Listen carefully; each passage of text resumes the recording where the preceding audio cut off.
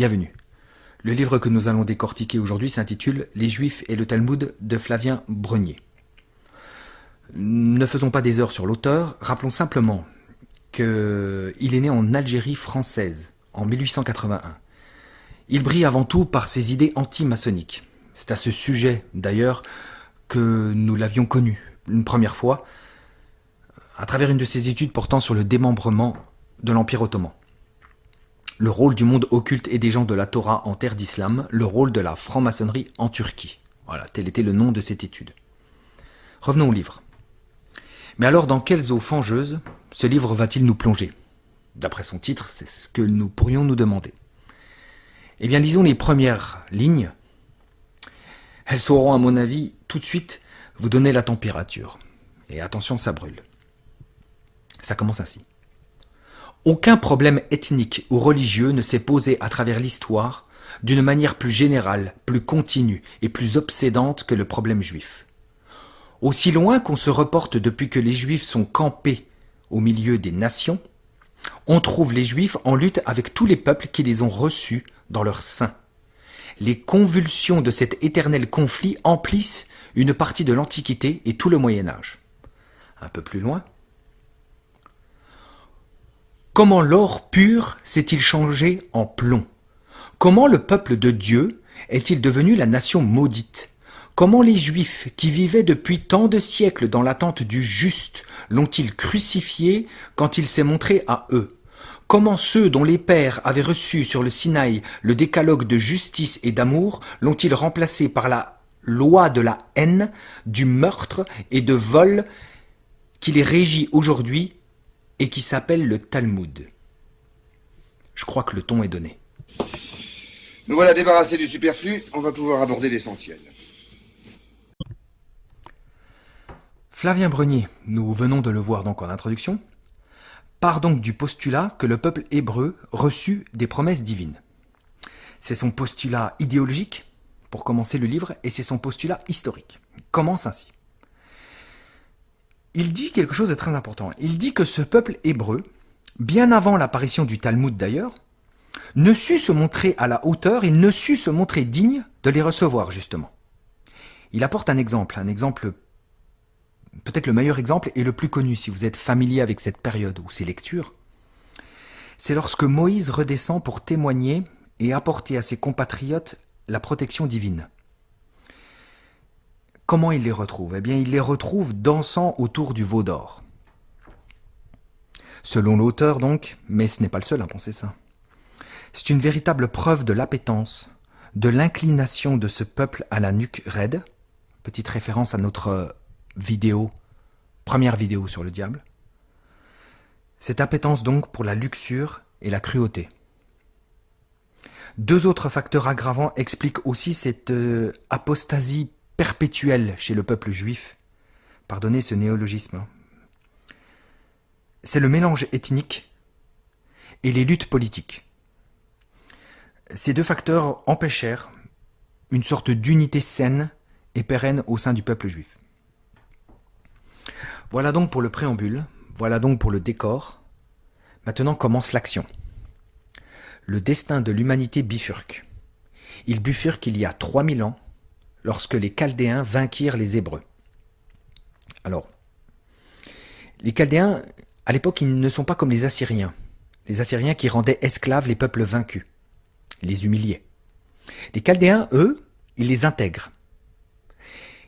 Ils vont donc intégrer les Lévites, c'est-à-dire les prophètes hébreux. Ils vont les assimiler à la culture chaldéenne dominante. Quelle était donc cette culture? Eh bien, c'est la culture de l'homme divinisé, dont nous avons déjà parlé dans plusieurs vidéos. Le monde n'est pas le résultat de Dieu, selon eux. C'est Dieu qui est le résultat du monde. Ce monde, d'ailleurs, dont l'habitant le plus parfait est l'homme. Aucune transcendance dans cette idéologie. Aucune humilité, bien sûr. À cette époque, donc, les deux peuples les plus intellectuels, les plus puissants intellectuellement, nous pouvons même dire, sont les Chaldéens et les Juifs. Et les voilà liés physiquement à travers cette conquête, mais surtout liés intellectuellement par un dénominateur commun, l'orgueil. l'orgueil humain chez les Chaldéens avec l'homme divinisé, et l'orgueil ethnique chez les Juifs avec l'idée de la race élue. À partir de là, une secte va naître. Une secte englobant ces deux orgueils. Une secte fruit de ces deux orgueils. Les pharisiens. Leur doctrine, mélange de la pensée chaldéenne et de la pensée juive donc, se formera dans la Kabbale, transmise oralement au départ, puis plus tard nous le verrons dans le Talmud. Les pharisiens prônent la religion de l'homme divinisé, mais au profit du peuple juif uniquement. Répétons ce moment parce que c'est là où ça bifurque. Les pharisiens prônent la religion de l'homme divinisé, mais au profit du peuple juif uniquement. Continuons l'histoire. Après la conquête de Babylone par les Perses au 5e siècle avant Jésus-Christ, les Juifs se retrouvent dispersés. Les pharisiens, même à distance, s'emparent du pouvoir politique et religieux, puis cherchent à convertir le peuple juif à leur doctrine secrète. Le secret, c'est très important. L'auteur ici va créer une analogie très parlante. Ils agissent, comme le souligne l'auteur pour se faire comprendre, ils agissent comme la franc-maçonnerie. C'est pas un anachronisme, hein, c'est pour se faire comprendre. Ils grappillent peu à peu les rênes des pouvoirs divers. Ils s'appuient sur une Kabbale toujours plus imagée, jamais littérale.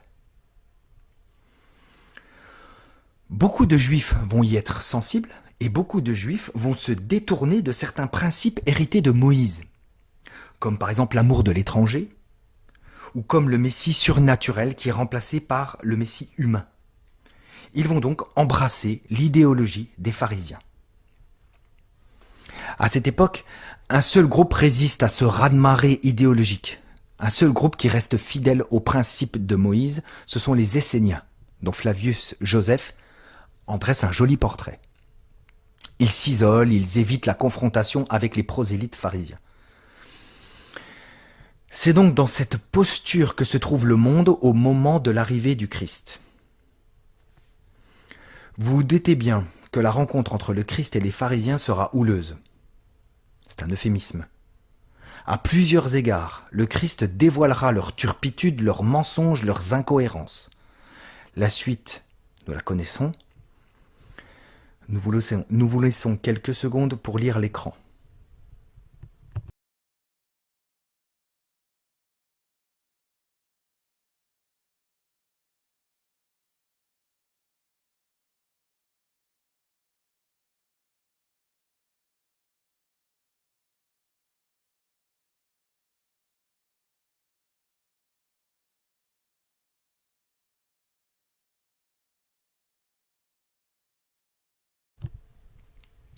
Continuons et suivons le fil de l'histoire.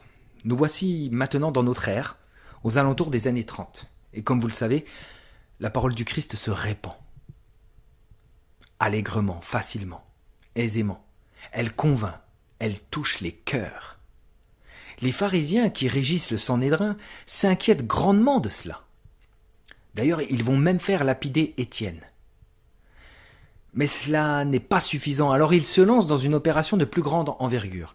Faire circuler les rumeurs les plus abjectes, les plus ignominieuses sur les chrétiens. C'était l'arme à l'époque, les rumeurs. La télévision et toute sa propagande, ce n'est qu'une rumeur étatisée. Donc ça a toujours été ainsi. Donc à l'époque, la rumeur, celui qui maîtrise la rumeur, maîtrise un peu la propagande. L'auteur apporte des preuves écrites de ces nombreuses rumeurs, de ces fausses idées balancées. Des preuves de la part de chrétiens, mais pas seulement. C'est ça qui est intéressant. Il rapporte des preuves d'auteurs païens, d'auteurs romains et même d'auteurs juifs. Pour ce faire, donc, pour inoculer ce poison dans les esprits, les pharisiens vont recourir à tous ces juifs dispersés en Europe. Rappelez-vous, les juifs sont dispersés. En Asie ou en Afrique. Donc les pharisiens vont avoir un contrôle de propagande et s'appuyer sur ces juifs dispersés un peu partout pour faire propager ces rumeurs. Petite parenthèse, mais très intéressante pour souligner le monde d'aujourd'hui ou même le monde du XXe siècle. Ces juifs qui appartiennent donc à des peuples, à des tribus, à des royaumes, peu importe, mais qui partout jouissaient déjà de 3 privilèges. À l'époque déjà. Hein. Le premier, c'est qu'ils vivaient déjà dans des ghettos, à l'écart des autres, à leur demande. Hein. Le deuxième privilège, c'est qu'ils ne payaient pas d'impôts. Lorsqu'ils payaient un impôt, c'est un impôt qui allait au temple de Jérusalem, mais pas un impôt au sein de leur... qui allait au royaume dans lequel ils se trouvaient. Et le troisième privilège, c'est qu'ils avaient le droit, et c'était même un fait, ils étaient administrés et jugés par d'autres juifs. C'est très intéressant, cette parenthèse. Donc, ces persécutions juives dépasseront le stade primaire de la rumeur, puisque, sous Néron, des milliers de serviteurs du Christ furent brûlés.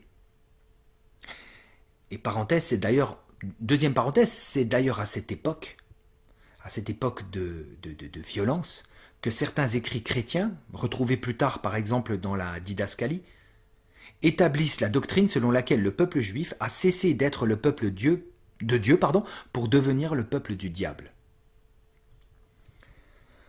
Seulement, les prophéties de Jésus, les prophéties que Jésus avait laissées transparaître, laissées passer, se réalisent et la foudre s'abattra sur les Juifs. Les Romains, rappelons qu'à ce moment-là, ils ne sont pas encore chrétiens, raseront le temple de Jérusalem et extermineront des dizaines de milliers de Juifs. Mais le pouvoir juif va renaître et les pharisiens s'en trouveront encore renforcés, puisqu'ils apparaîtront comme les seuls et les dignes héritiers du pouvoir d'Israël. Ce pouvoir incarné renaîtra à Japhné, avec le rabbin Akiba. C'est une personnalité très importante pour les Juifs, encore actuelle. Des massacres de chrétiens seront orchestrés en Égypte, en Cyrénaïque, à Chypre aussi. Environ entre 400 000 et 600 000 selon certains auteurs. Chrétiens tués par les Juifs à cette époque. Akiba et son armée affronteront d'ailleurs l'armée romaine et une seconde fois, Jérusalem est prise et encore une fois, elle est rasée. Et encore une fois, la secte pharisienne à la peau dure, elle renaît cette fois à Tibériade. Et le savant pharisien, c'est très important, et le savant pharisien Judas le Saint fait comprendre qu'à partir de maintenant, les Juifs doivent renoncer à la Judée. Ils doivent renoncer à la terre de Jérusalem. Son idée, c'est que pour perpétuer ce tribalisme ou cette pensée juive, cette unité, Judas le Saint va consacrer 30 ans de sa vie à rédiger la Mishnah. La Mishnah, c'est la partie la plus importante du Talmud de Jérusalem, à laquelle s'ajouteront plus tard des commentaires appelés Gemara. Enfin, devant la prise de pouvoir des chrétiens à partir de Constantin, donc lorsque l'Empire romain devient chrétien, le Sanhédrin, maintenant qui est pratiquement... ce sont les pharisiens, décide de se déplacer à Babylone. Et c'est donc à Babylone, entre 440 et 470, que la conclusion du Talmud se fait, à coup d'orgueil ethnique et de domination universelle du peuple juif. Maintenant, après avoir fait tous ces rappels historiques qui étaient obligatoires pour pouvoir mieux comprendre, mieux cerner l'ambiance de cette époque, intéressons-nous au Talmud. C'est ça qui est le plus intéressant et c'est là où nous allons nous arrêter. Un premier problème d'envergure se pose au peuple juif. C'est que vous connaissez évidemment cet adage, les paroles s'envolent, les écrits restent. Et les écrits restent en effet, même s'ils sont cachés aux non-juifs. Un non-juif qui étudie le Talmud mérite la mort, c'est ce qui est dit au traité Sanhédrin. Malgré ces menaces, les non-juifs ne goûtent guère aux insultes envers le Christ présentes dans le Talmud, nous le verrons plus tard en détail. Et donc les rabbins, lors d'un synode en Pologne en 1631, ils vont trouver une solution. Lisons-la. Nous enjoignons en conséquence de laisser en blanc les endroits qui ont trait à Jésus le Nazaréen. Un cercle comme celui-ci, mis à la place, avertira les rabbins et maîtres d'école d'enseigner à la jeunesse ces passages de vive voix seulement. Donc lorsque le Talmud insulte le Christ, ils vont effacer le Christ, le mot Christ, et mettre simplement un cercle, ou alors simplement l'enseigner de manière orale. C'est un exemple qui en dit long, vous le verrez. Alors la question, celle qui nous brûle les lèvres est: que représente le Talmud pour les Juifs? Accrochez-vous. Pour les Juifs, le Talmud est d'une plus haute vertu que la Bible. La Bible, l'Ancien Testament, doit mener au Talmud, alors que le Talmud ne mène pas à la Bible. Les archives israélites disent par exemple: « Nous reconnaissons la supériorité absolue du Talmud sur la Bible de Moïse. » Comment les rabbins réussissent-ils à justifier cette entourloupe? Oui, parce on leur avait donné la Bible. Oui, c'est une entourloupe. Parce que la Bible est une révélation de Dieu. Alors comment oser faire passer le Talmud avant une révélation? Eh bien, les rabbins vont affirmer que Dieu donna à Moïse la Bible et le Talmud.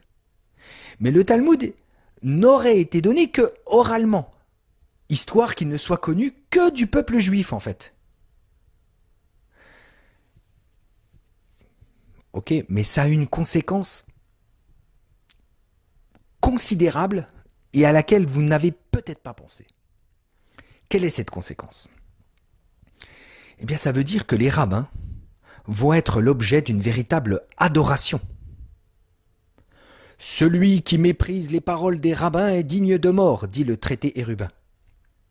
Ou le rabbin Menachem dit même que chaque fois qu'une question importante est débattue au ciel, Dieu descend sur terre pour consulter les rabbins. Ce n'est pas une blague. On va donc accorder une infaillibilité à tous les rabbins, quels qu'ils soient, d'où qu'ils soient et de tout temps. Vous imaginez bien que les paroles des rabbins ne sont pas toujours d'accord. Elles peuvent être opposées, même très souvent. Elles peuvent être contradictoires. Ils comprennent différemment certains écrits. Ils sont en désaccord. Alors, s'ils sont en désaccord, soit, mais ils ont tous raison puisque toute parole des rabbins est divine. Et comprenez bien la stupidité de la chose, pardon, mais ils sont en désaccord, mais ils ont tous raison, puisque tous ont des paroles d'essence divine. Alors cela veut dire quoi? Cela veut dire qu'aucune ligne directrice n'est possible, aucune transcendance. Pire, cela signifie qu'aucune règle de morale n'est possible.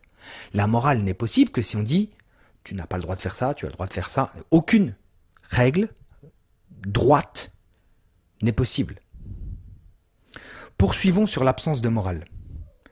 Un Dieu créateur est conservé par les pharisiens dans le Talmud, parce qu'ils ne pouvaient pas totalement se détourner.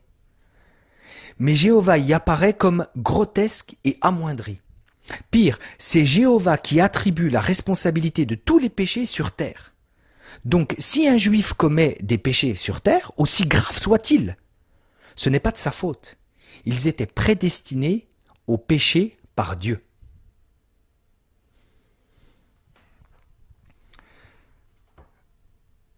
Maintenant, intéressons-nous au Talmud.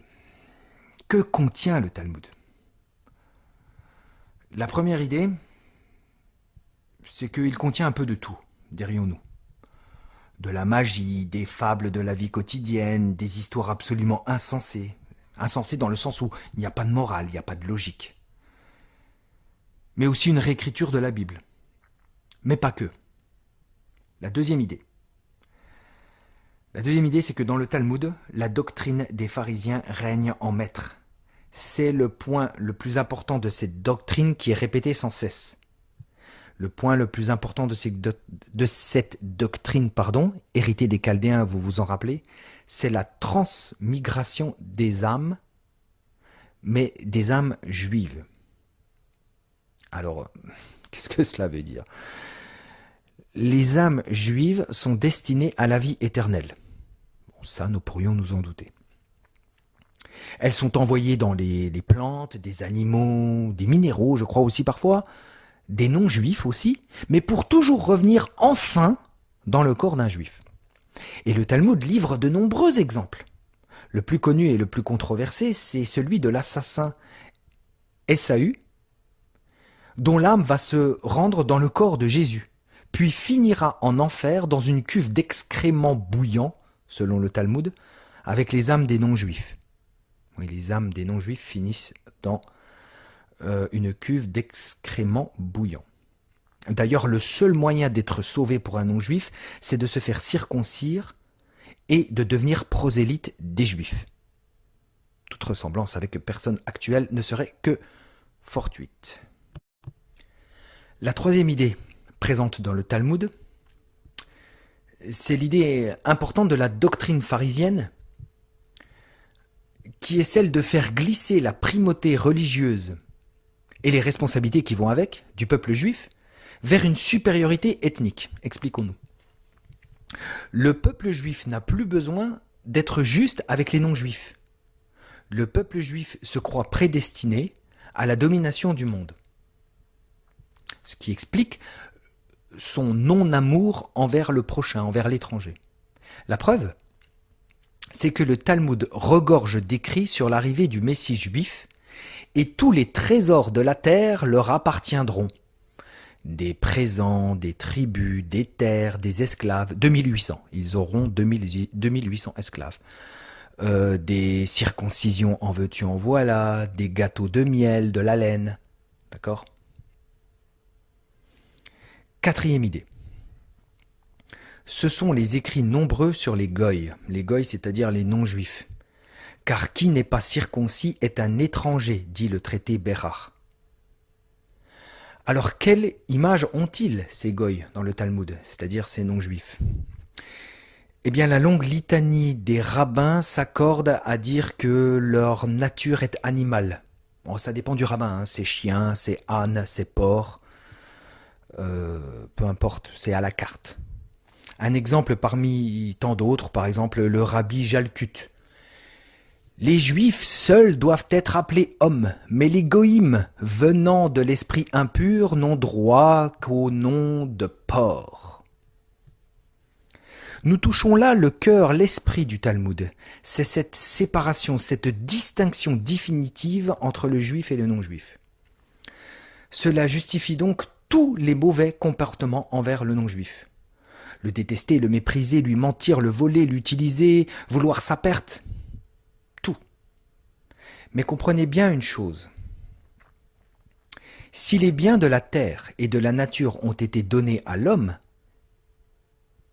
et que le non-juif n'est pas un homme, je pense que vous êtes en mesure de faire la conclusion. Si les biens de la nature et de la terre ont été donnés à l'homme, et que le non-juif n'est pas un homme, à qui appartient la terre ? La propriété d'un non-juif est comme une chose abandonnée. Son véritable possesseur est le juif qui s'emparera en premier. Ou encore le rabbi Hachi. Apporte-moi ces raisins s'ils appartiennent à un goy, mais n'y touche pas s'ils sont la propriété d'un juif.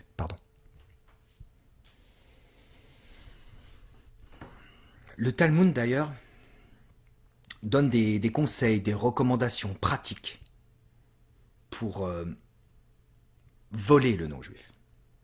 La première, c'est le vol direct. Par exemple, ne pas rendre l'argent prêté par un non-juif. Puisque si le juif possède dorénavant l'argent qu'on lui a prêté, on ne peut plus lui reprendre, puisqu'on n'a pas le droit de prendre l'argent à un juif. C'est donc du vol. Donc reprendre de l'argent prêté à un juif, c'est du vol. Le vol indirect aussi, avec l'usure. Usure pratiquée seulement envers les non-juifs. Mais elle est interdite entre juifs. À une certaine époque en Allemagne, on parlait de taux de 500 à 600% par an durant la Réforme. Une troisième façon de voler, c'est la tromperie. Par exemple, la tromperie sur la marchandise. Pantalon à une jambe ou peu importe. De toute façon, le rabbin Akiba dit que la justice doit être rendue dans le sens du juif contre le non-juif. Mais il y a pire. Parce qu'il y a une catégorie de non-juifs qui est encore plus haïe, qui est haïe au-dessus de tout, ce sont les chrétiens. Alors passons ici les innombrables écrits sales et insultants vers les chrétiens, Jésus ou Marie. Beaucoup tournent autour du thème de la sodomie, pour être honnête.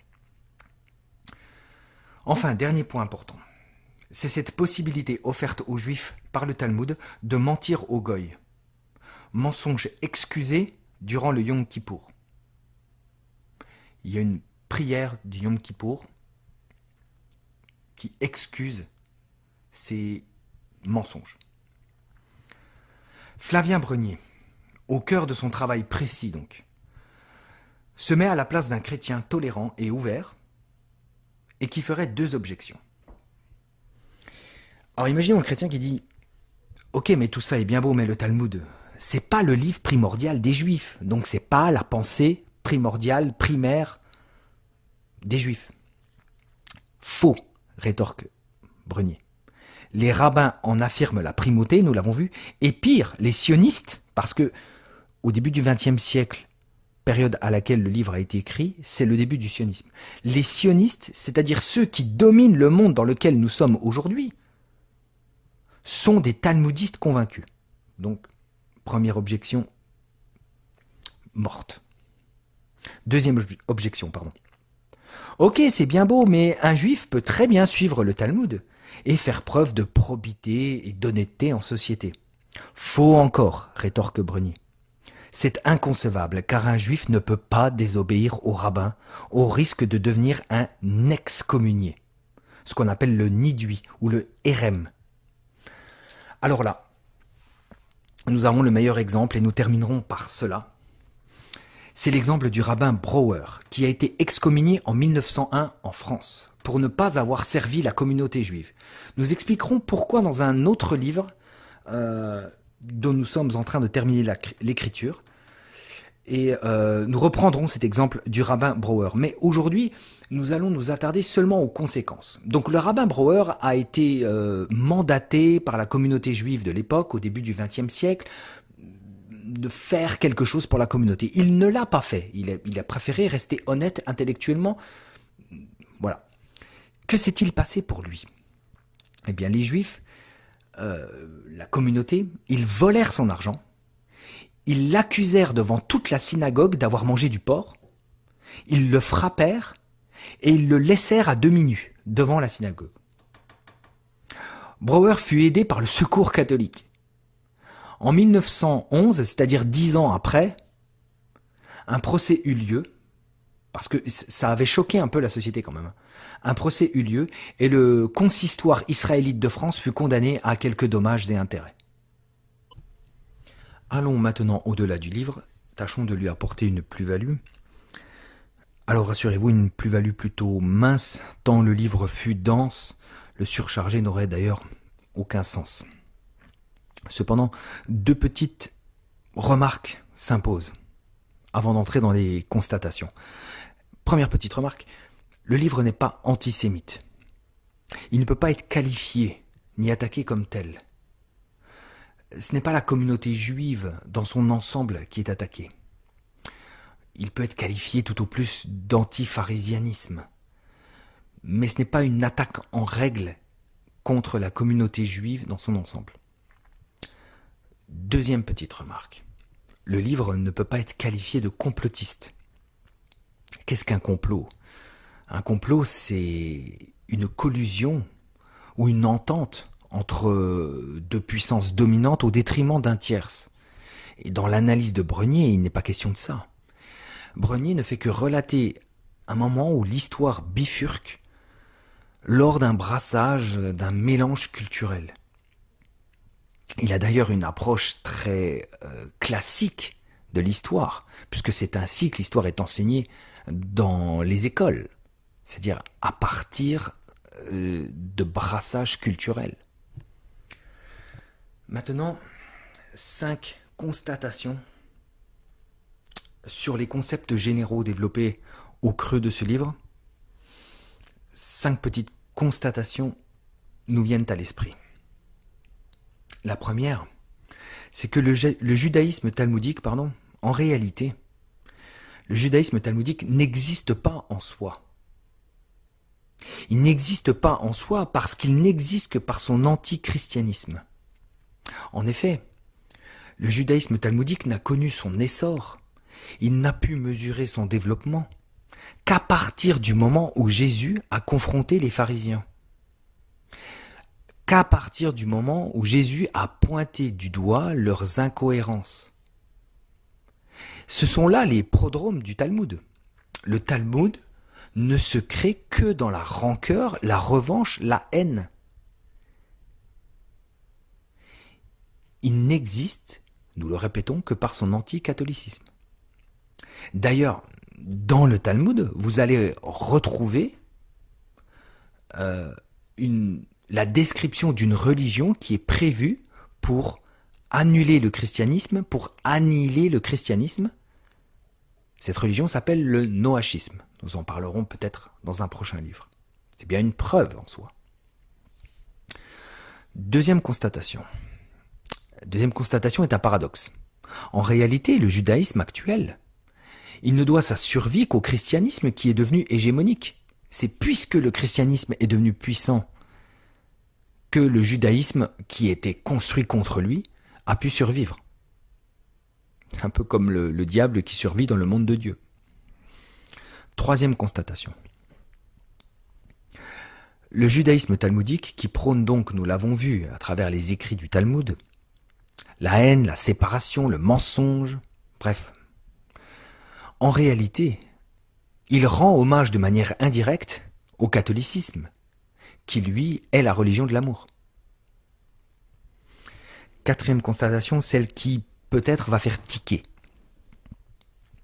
Puisque le judaïsme talmudique s'est construit, nous le répétons depuis plusieurs minutes, dans une opposition claire et formelle contre le catholicisme.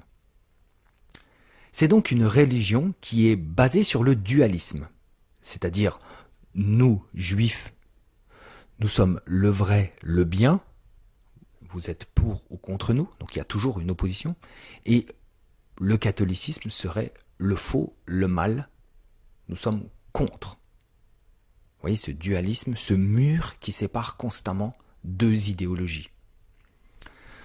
D'ailleurs, nous avions évoqué cette fameuse tournure d'esprit axée sur le dualisme au cœur de notre première vidéo sur Satan. Ne pensez-vous pas que ce dualisme, cette tournure d'esprit, donc reprenons les mots de Pierre Hillard, c'est pas vraiment à lui, mais c'est un mot qu'il utilise souvent. Ne pensez-vous pas que c'est cette tournure d'esprit qui est à l'origine de certaines idéologies comme le marxisme, avec nous, le prolétariat, le bien, contre eux, les patrons, les riches. Ou même encore plus loin, une autre idéologie comme le nazisme, là, avec la même idée de pureté de la race que chez les juifs talmudiques. D'ailleurs, Hitler ne disait-il pas « il ne peut y avoir de peuple élu ». Donc ces tournures d'esprit, axées donc sur le dualisme, avec le mur qui sépare, vous êtes avec nous ou contre nous, cette tournure d'esprit donc va à l'encontre de la pensée catholique qui, elle, est axée sur l'harmonie. Enfin, cinquième et dernière constatation. Pour vous aider à comprendre un petit peu la différence entre le judaïsme talmudique et le catholicisme, prenons l'exemple de ceux qui prônent cette religion, de ceux qui en sont les porteurs. Qu'est-ce qu'un grand rabbin ? Un grand rabbin, c'est celui qui a pratiqué durant longtemps l'étude du texte, qui a commenté, à travers la Guémara, qui a commenté encore et encore le Talmud. Talmud qui a des écritures sur les côtés sans cesse, ce sont des rajouts, des commentaires. On commente le commentaire. Donc plus vous avez commenté, plus vous avez écrit sur le Talmud, et plus vous montez dans la hiérarchie rabbinique, si je puis dire. D'accord ? Chez les catholiques, comment ça se passe ? Eh bien, c'est le comportement qui va décider de votre montée dans la hiérarchie, si je puis dire. C'est votre vertu. D'accord? Votre vertu doit être ajustée à la parole vivante. D'accord? C'est une référence au Christ et à l'ascension. Le Christ est parvenu à l'ascension, il est monté par sa propre vertu. C'est une différence fondamentale, aussi bien dans sa manière de voir le monde que de penser le monde. Que jamais ne sorte de France la gloire qui s'y est arrêtée. Aimez-nous, abonnez-vous. Quando a vos fai sacra, des pur se des